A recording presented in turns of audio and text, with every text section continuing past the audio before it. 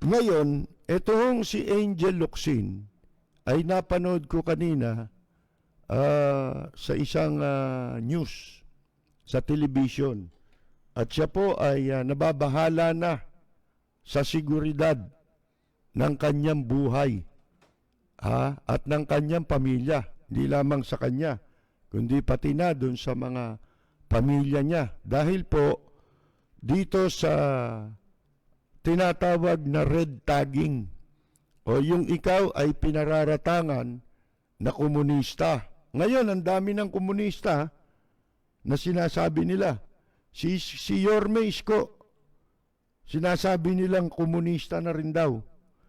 Alam nyo mga kaibigan, tama yung sinasabi ni ni Angel Locsin nalalagay sila ngayon sa ang kanilang buhay sa panganib. Dahil po dito sa sinasabing ito ni General Parlade. Sipin ninyo, General yang nagsasalita na yan. Bakit hindi mababahala ang isang katulad po ni Angel Locsin? At ito ay pwedeng mangyari sa kanino man.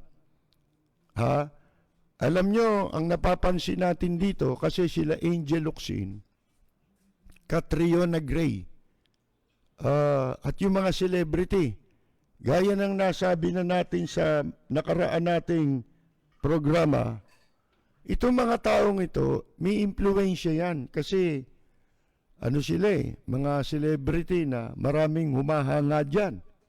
Ganyan naman talaga ang mga tagahanga, mas pinaniniwalaan nila talaga o lubos ang paniwala nila sa mga tao na kanilang hinahangaan. At hindi lamang yan nangyayari sa showbiz, kundi pati sa politika ngayon ganyan. Ang attitude ng mga tao ngayon, mga kaibigan, ay humanga ng lubusan. Ganap, daig pump, mabuti pa sa mga iniidolo nilang politiko, talagang kahit na mali yan, mga kaibigan, lahat ng baho niyan lalanghapin para masabing tama ang ginagawa ng mga politiko na kanilang hinahangaan. Yan ang nangyari sa Pilipinas ngayon, mga kaibigan. Ngayon, dito sa kalagayan nitong mga pinararatangan na iniuugnay sa mga komunista. Unang-una nga bakit sa China wala kayong sinasabi? Di ba?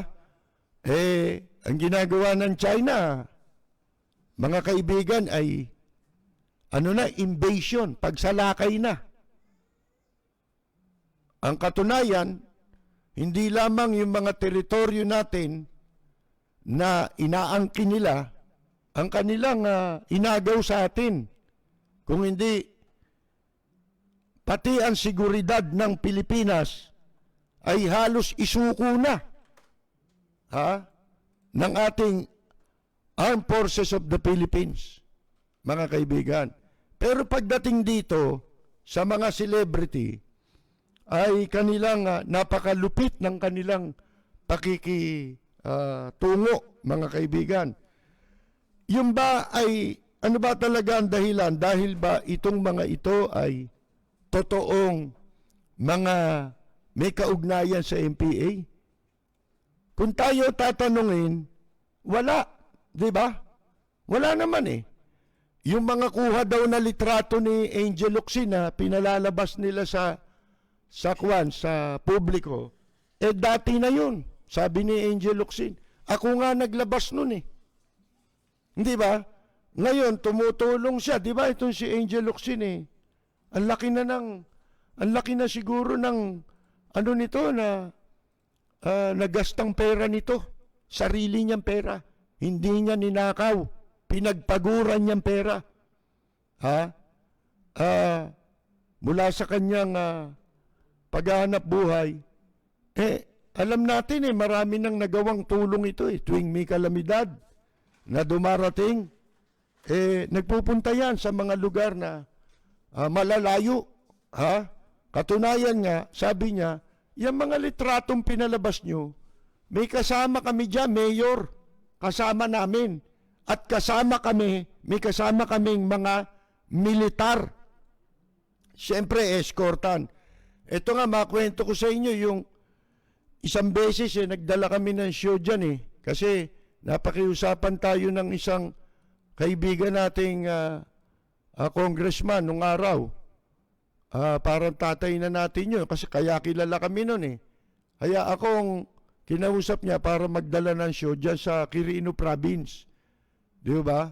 At yung sa request ng isang gobernador, yung dating gobernador ng Quirino Province, nakakilala din natin. Nagdala kami ng show doon. Alam ba ninyo, doon sa venue, doon sa municipality, ang pangalan noon, Nagtipunan. Sa Quirino, dulo ng Quirino yun. At doon mo makikita yung bunganga ng Cagayan River.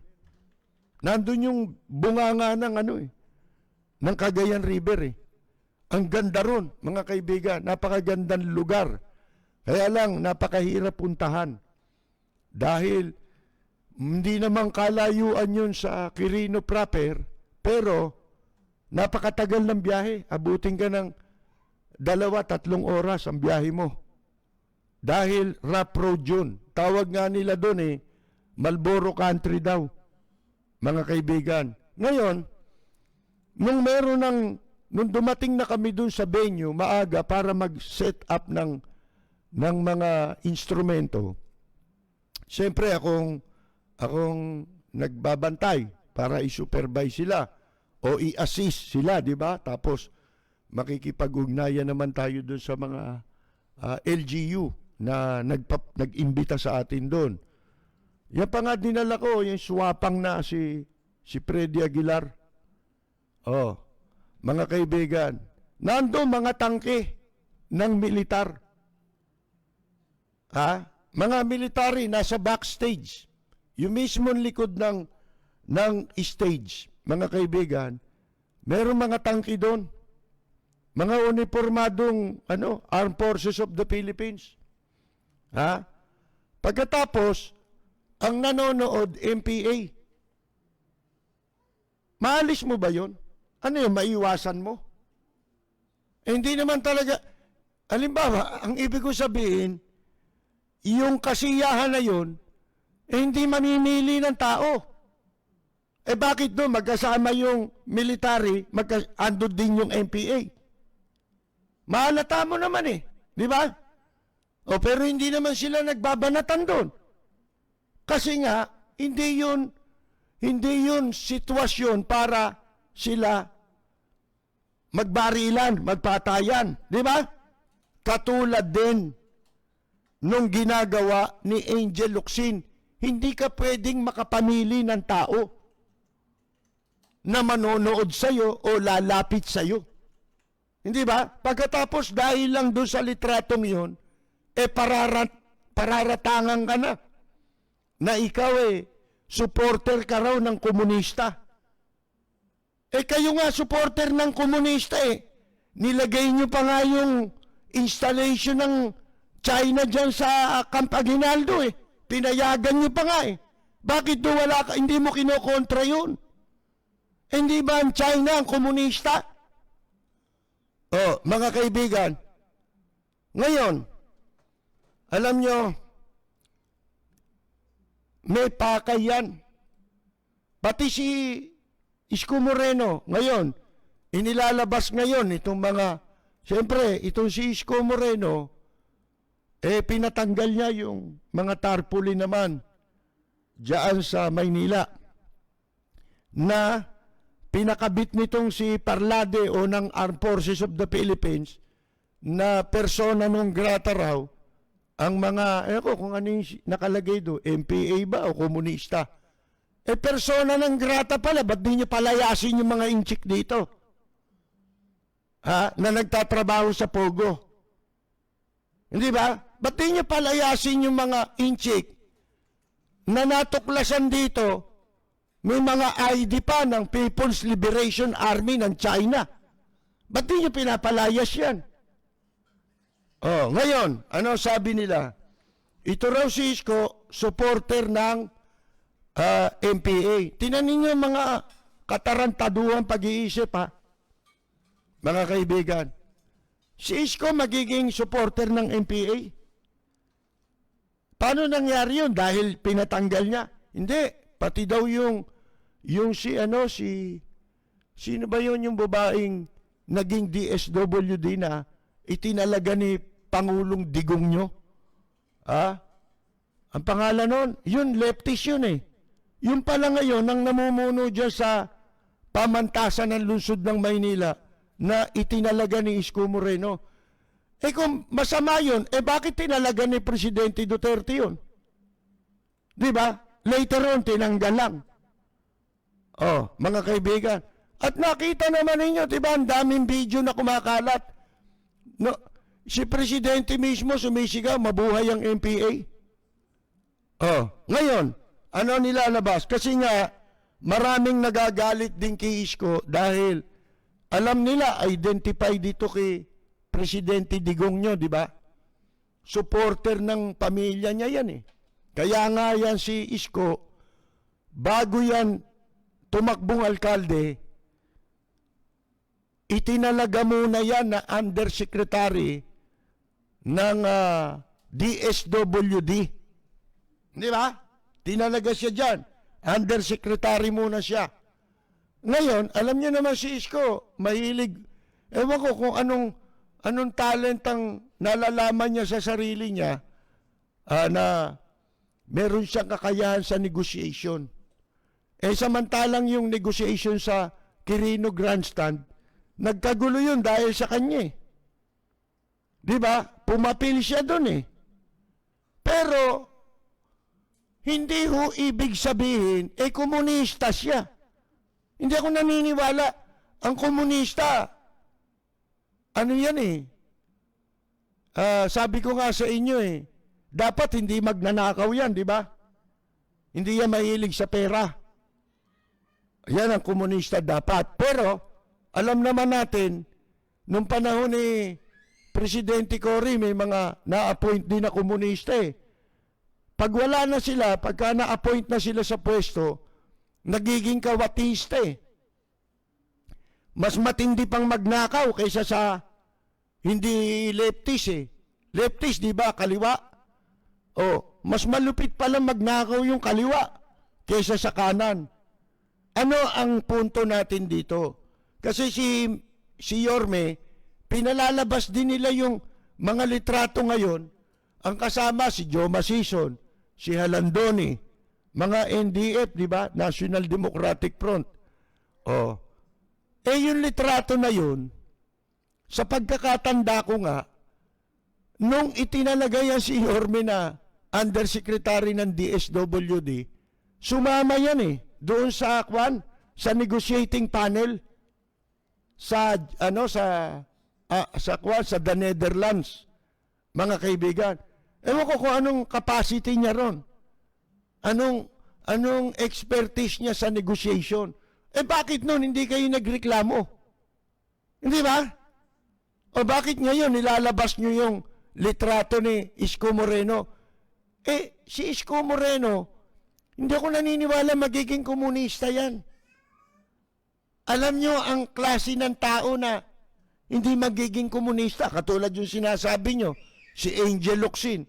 Ang gaganda niyan. Bakit mamumundok yan? Sip mo sa bundok, di ka na maghuhugas doon. Di ka na magsisipilyo ron. Di ba? Ba't yan sasama ron? Si Catriona Gray, sasama ba yan doon? Di na siya magsisipilyo. Hindi na siya maghuhugas. Ba, pati si Liza Soberano. Isipin ninyong gaganda niyan.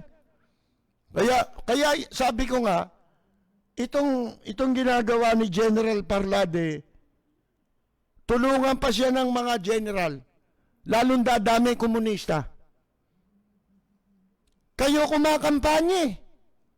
Kayo nagpaparami. Ganyan ba ang dapat na maging pakikitungo pati yung mga kabataan? Ha? pinagmamalaki nyo pa, parang pinananakot pa kay Angel Locsin, baka matulad ka rin. Ang kailangan dyan, orientation. Hindi ba? Ano ba ang naging dahilan para sila maakit nung paniwala na yun? Oh, hindi ba? Ang naging dahilan, kaya sila naakit sa ganyang paniwala, sapagkat nadudoktrinahan sila eh. Di ba? May doktrina yan eh. Mga kaibigan eh. Nung panahon ni Marcos ito, natatandaan ko, yung Civil Relations Service, CRS ng Armed Forces of the Philippines, ang dating namuno dyan, sa panahon ni dating Pangulong Marcos, si General De Leon, tatandaan ko yun eh. Tapos, meron siyang deputy. Ang kanyang deputy ay si Colonel Carlos F. Malana. Bakit ko alam? Kaibigan ng tatay ko yun. Kaklase yun ng tatay ko sa Ateneo de Cagayan nung sila'y mga bata. Ngayon, itong si General Carlos Malana, eventually, naging general ito. Hindi naman sa pagmamayabang. Dahil po, sa tulong din na nagawa ng tatay ko. Dahil ang tatay ko, journalist broadcaster, journalist. Lagi siyang na ipopromote sa pamagitan ng media ng tatay ko. Diba? Ito si General Carlos F. Malana. Kaya nung ito sabitan ni Marcos ng Estrella. Nung siya ay sasabitan ng Estrella sa balikat bilang Brigadier General. Alam ba ninyo, 3 lang kaming isinama niya na sibilyan. Kasi ang mga nando doon sa Malacanang, ang magsasabi si Marcos inimbitan niya kami dahil kaibigan niya kami. Tinutulungan namin yan sa mga programa namin sa radyo. Kayo maniniwala, ang programa ho namin 3. Ako ang umuupo nung nag-uumpisa ako. 3 himpilan. Magkakahiwalay na programa.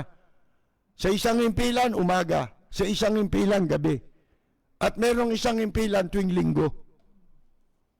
Ngayon, napunta kami ng Malacanang sa invitation sa amin ni General Carlos F. Malana. Si General Malana, namatay na siguro Wala na akong balita taga Cagayan yan. Cagayan Valley. Si General Malana. Nung siya ay nasa CRS, kaya ho namin tinulungan yan para mag-promote ng isang kampanya. Yung tinatawag na Filipino ideology. Mga kaibigan. Dito sa Filipino ideology, natatandaan ko pa na rito, walang politika. Ipinopromote yung culture ng mga Pilipino para matanim sa ating mga puso, sa ating mga isip, yung ating pagiging Pilipino. Yun ang purpose nun, mga kaibigan. At yun ay project yun ni General Carlos F. Malana. Ito nung yang si General Malana, total na ikukwento ko na rin lang. Kukwento ko sa inyo pangyayari. Nung yan nung sasabitan ng Estrella sa balikat, during that time, si General Ber ay on leave.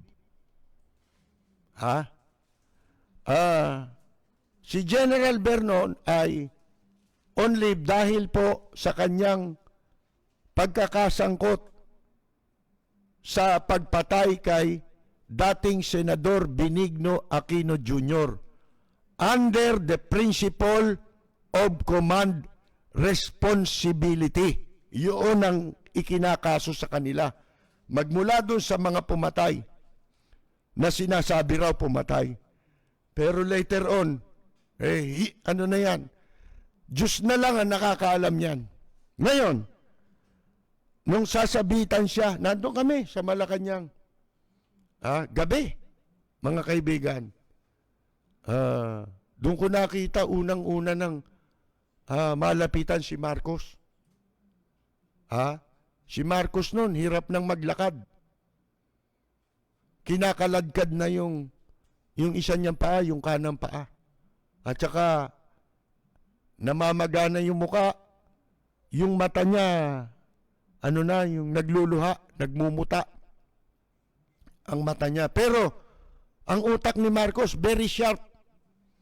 Kahit na nung bago siya mamatay, di ba? Very sharp pa rin ang utak ni Marcos. Humina ang katawan, pero ang kanyang utak ay intact. Kinukwento ko lang sa inyo ang pangyayari. So dahil nga sa naiambag naming tulong diyan sa general na yan, kay General Malana, inimbitan niya kami ron. Alam ba ninyo nung gabing yun, ito ngayon ko lang maikukwento, naikwento ko man ito, matagal na. Siguro marami sa inyo ang hindi na inabot yun. Ito, nung si General Malana ado kami sa Malacanang, naghihintay kami ng schedule. Wala namang ibang naka-schedule nung gabing yun kundi si General Malana. Siguro si Marcos may ginagawa. Ngayon, habang kami nagkukwentuhang nakatayo, may mga umiikot na kwan, yung tinapay na maliliit, sandwich. Sila Rudy Puti ang nando doon. Si Rudy Felicidario. Sila mga waiter doon. Kapatid dyan nung sheriff na si Toti Felicidario. Ang tatay nila, matagal na nagtrabaho sa Malacanang, ilang presidente kung 3 o 4 na presidente bago kay Marcos. Nagtrabaho doon sa Malacanang. Ngayon, nung bago mag-umpisa ang seremonya, meron lumapit na security ng Malacanang kay General Malana at binulungan siya. Pagkatapos siyang bulungan, lumapit sa amin si General Malana, sabi, sandali lang iwanan ko muna kayo, tawag ako ni General Ber. Nando doon si General Ber, pero hindi lumabas. Kasi nga, on leave si General Ber that time. Ngayon,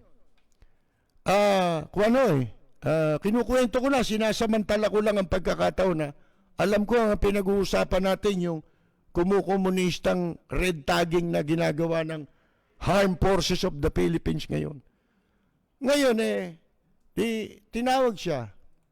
Paglabas niya, kasunod na lumalabas si Presidente Marcos at kami ay pinapunta na doon sa parang, kung yun yung Heroes Hall. Kasi nakapanumpa na rin ako dyan sa Heroes Hall na yan, nakaraang administrasyon, bilang isa sa officer ng samahan sa media. No? Ngayon, nung kakabitan na ng medalya, puro general lang nandun. Ito, kukwento ko sa inyo. Bigla na lang dumating doon si General Fidel Ramos, ang Vice Chief of Staff at Acting Chief of Staff that time.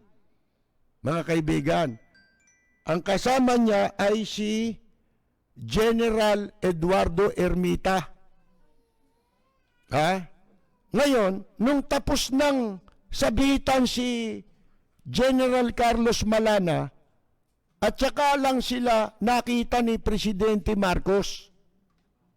Hanggang ngayon, tandang-tanda ko ang exact words na binanggit ni Marcos. Pagkatapos sabitan, magpapakuha ng mga litrato yung mga general Katabi siyempre yung sinabitan ng estrella. Alam nyo, bago mag-picture taking, nakita ni Marcos si dating presidente at General Fidel Ramos. Ang sabi ni Presidente Marcos, "Oh, Eddie," sabi niyang ganon, "I'm sorry, I was not able to inform you earlier about this." Ako nun, walang muwang. Wala pang muwang dahil bago lang tayo nun sa media. Hindi tayo palabasan ng ganyan . Diba? Pero pagbaba namin, nung kami paalis na, sabi ng tatay ko, napansin nyo ba? Yung sinabi ni Presidente Marcos, ibig sabihin hindi na sila in good terms ni General Ramos. Ang ibig sabihin, yung pagkakatalaga at promotion nitong si General Malana hindi dumaan kay General Ramos kahit siya ang acting Chief of Staff that time. Kung hindi ang tumulong para sa promotion ni General Malana, walang iba kung hindi si General Fabian Ver. Mga kaibigan. Alam nyo, kaibahan ng mga general ngayon sa general dati, kahit sa panahon ni Marcos. Bihira magnanakaw nun. Walang ganito kalaking iskandalo. At wala kang maririnig na nagtatraidor sa bansa. Pero ngayon, mga kaibigan, ibang-ibang approach. Binabanggit ko sa inyo yung Filipino ideology. Isa yun sa pamamaraan . Kung paano mo i-encourage. Kung paano mo imumulat ang mga kabataan sa mas importanteng bagay na kailangan nila na matutuhan at malagay sa kanilang isip at puso nila. Ano yun? Yung pagiging Pilipino. Di ba? Kung lahat tayo, ganun ang isip natin, kamukha ng mga Hapon, nationalist. Dito wala nang nationalist dito . Puro palsipikado rito . Ultimong yan, samahan ng mga komunista, palsipikado na rin yan . Wala naman totoo dyan . At eto pa, total, nagre-red tagging kayo. Yang Armed Forces of the Philippines. Mga kaibigan. Nagre-red tagging kayo. Alam ba ninyo na yung mga NDF na yan, kumukolekta ng pera yan sa mga politiko? Di ba may nagsisirculate din ng mga information na ito raw si Presidente Duterte nagbibigay din ng pera sa komunista. Bakit nila ginagawa yun? Pati yung mga politiko, mapa-local, mapa-national, nagbibigay sila ng pera sa NDF. Sinasabi ganyan Bakit? Para wag silang ma-assassinate. Nakita na ninyo? Para wag masabotahe. Ang daming ganyang Ngayon, aakusahan mo ngayon si Mayor Isko Moreno na MPA, supporter ng MPA. Kung supporter ng MPA, dami supporter ng MPA. Di ba? Di ba, minsan meron pa nga nung nakaraang taon niya tayo na nag-vandalize dyan yung mga leftists, di ba? Ano pinagdodrawing dyan sa underpass doon sa May City Hall. Nagalit din si Isko Moreno ron, di ba? Paano mo sasabing leftist yan? Hindi ako maniniwala leftist yan. Masama yung ginagawa ninyo. Nag-aakusa kayo ng hindi totoo. Lalo na dyan sa mga kababaihan, mga celebrity. nilalagay nyo sila sa, ang kanilang buhay sa panganib na pwedeng masabutahi yan. Paano kung may mangyari dyan? Sino sisisihin? Di kayo. Kayo, sa inyo ibibintang yan. Hindi nyo ba naisip yan? Oh. Masama na ba tumulong? Mabuti pa yan, may nagagawang tulong Totoong tulong hindi ito yung nagpapanggap lang. At saka, pinopropaganda. Pinalalagay sa dyaryo. Di ba? Hindi naman sila ganun Yan si Catriona Gray. Hindi pa yata Miss Universe yan, o nung naging Miss Universe yan, ko kung nung bago pa, ginagawa niya na yun. Nagpupunta siya dyan sa mga Islam area, di ba? Sa Tondo. Ini-encourage niya ng ibang pagkakaabalahan ng mga kabataan. Yung ma-involve sa mga arts, di ba? Kasi artist yan singer yan si Catriona Gray. Alam ba ninyo kung sino nag-build up kay Catriona Gray bago yan napasali sa Miss Universe? Military!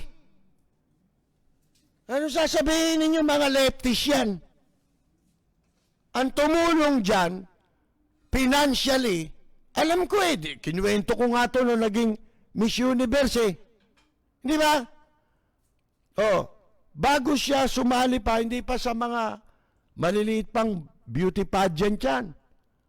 Tinutulungan na yan ng isang military official. No string attached yun, mga kaibigan.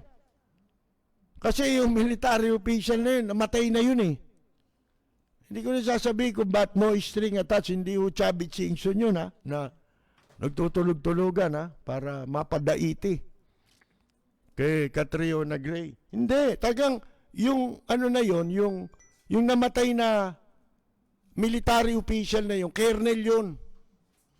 Yun, ano yun matulungin sa mga may talent. Hindi lang sa ganyan, mga beauty queen, mga ganyan. Hindi. Pati sa mga singer. Ultimo sa sundalo. Kaya nga nagkaroon ng nag-i-sponsor yan ng mga show. So, pinasasali niya mga sundalo, mga pulis, na meron talent sa kantahan, na napapanood sa mga pangunahing entertainment show. Tinutulungan niya yon. At isa si Catriona Gray sa natulungan. Ano masama yung tumulong ka? Ang pagtulong ba, halimbawa, may bibigay ako. Gusto mong tumulong ng tao. Ito bibigyan ko. Ang tulong nila Angel Locsin, lugar-lugar di ba? Pag pumunta sa isang lugar, kung sino yung mabigyan nila ron, di ba? Tatanungin ba muna niya, MPA ka ba? Anong katarantaduhan yun? Di may discrimination ka. Di ba?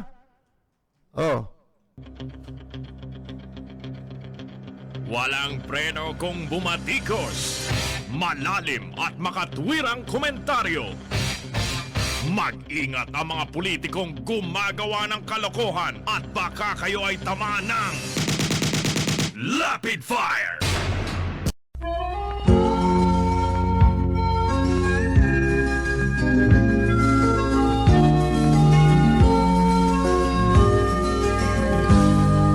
Sa bayan ko ay isa ang lahi.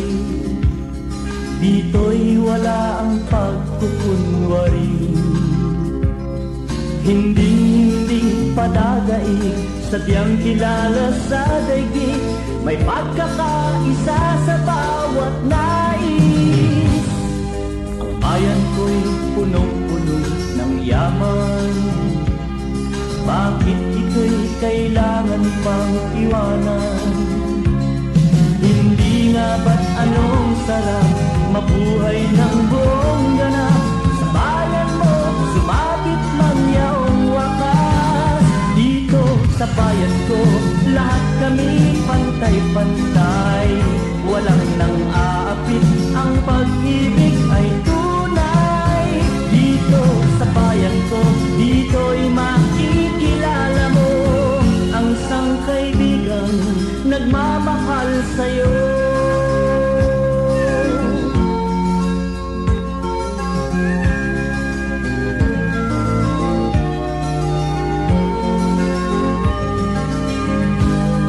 Ang bayan ko'y punong-puno ng yaman, bakit ito'y kailangan pang iwanan? Hindi nga ba't anong sarap mabuhay ng buong ganap? Sa bayan mo, sumapit ng yaong wakas. Dito sa bayan ko, lahat kami pantay-pantay. Walang nang-aapit, ang pag-ibig ay tunay. Dito sa bayan ko, dito'y makikilala mo ang mga kaibigang nagmamahal sa'yo. Dito sa bayan ko, lahat kami pantay-pantay. Walang nang-aapit, ang pag-ibig ay tunay. Dito sa bayan ko, dito'y makikilala mo ang isang kaibigan, ang mga kaibigan, ang bawat kaibigan na totoong